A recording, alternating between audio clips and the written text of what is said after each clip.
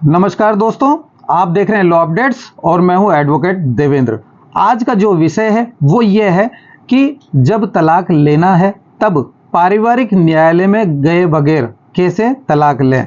तो बहुत शानदार सा फैसला आया 1 मई 2023 का है। शिल्पा शैलेश वरुण श्रीनिवास के बारे में बताया गया है और किस आधार पर दिया गया है वो जरूर बताऊंगा। लेकिन सबसे पहले जिस किसी ने चैनल को सब्सक्राइब नहीं किया हो प्लीज चैनल को सब्सक्राइब कर लीजिए।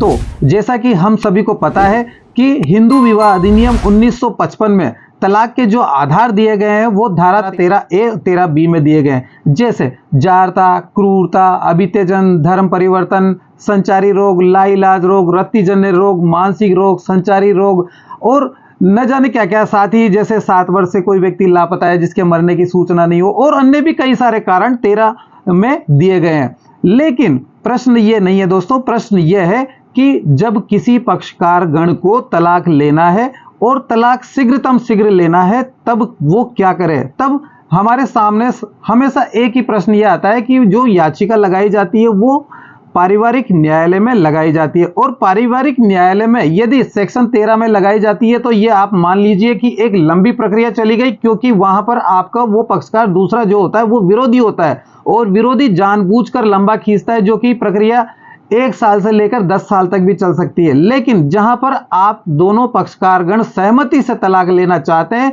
तो आप सेक्शन 13B हिंदू विवाह अधिनियम 1955 के तहत पारिवारिक न्यायालय में याचिका पेश करते हैं, जहां पर पारिवारिक न्यायालय के द्वारा आपको 6 माह का प्रतीक्षा का समय दिया जाता है और यहीं पर आपके लिए एक समस्या बन जाता है, क्योंकि जो पक्षकारगण अति शीघ्र तलाक लेना चाहते हैं उनके लिए इसके अलावा कोई विकल्प नहीं बचता है। लेकिन संविधान के आर्टिकल 142 142 में एक शानदार सा समाधान दिया गया है दोस्तों। तो सबसे पहले हम ये जान लें कि संविधान का जो आर्टिकल है वो 142 क्या कहता है। संविधान का आर्टिकल 142 ये कहता है कि जब सुप्रीम कोर्ट के समक्ष कोई रिट, कोई याचिका, कोई प्रकरण निलंबित है तो उन सभी में उसको डिक्री करने का और निस्तारण करने की उसको विशेष पावर है और इसे पूर्ण न्याय का सिद्धांत सुप्रीम कोर्ट के द्वारा बताया गया है।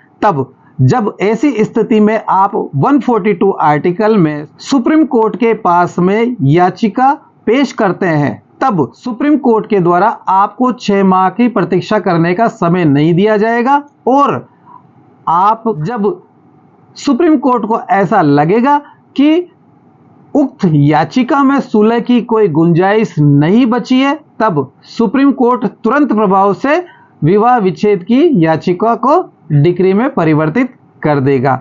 लेकिन न्यायालय ने एक अहम बिंदु सुझाया है, जब इस प्रकार की कोई याचिका का निस्तारण किया जाना चाहिए तब तलाक के समय कोर्ट को महिला अथवा बच्चे के गुजारे भत्ते का और साथ ही यदि बच्चे भी हैं तो उनके कस्टडी का भी निस्तारण करना होगा।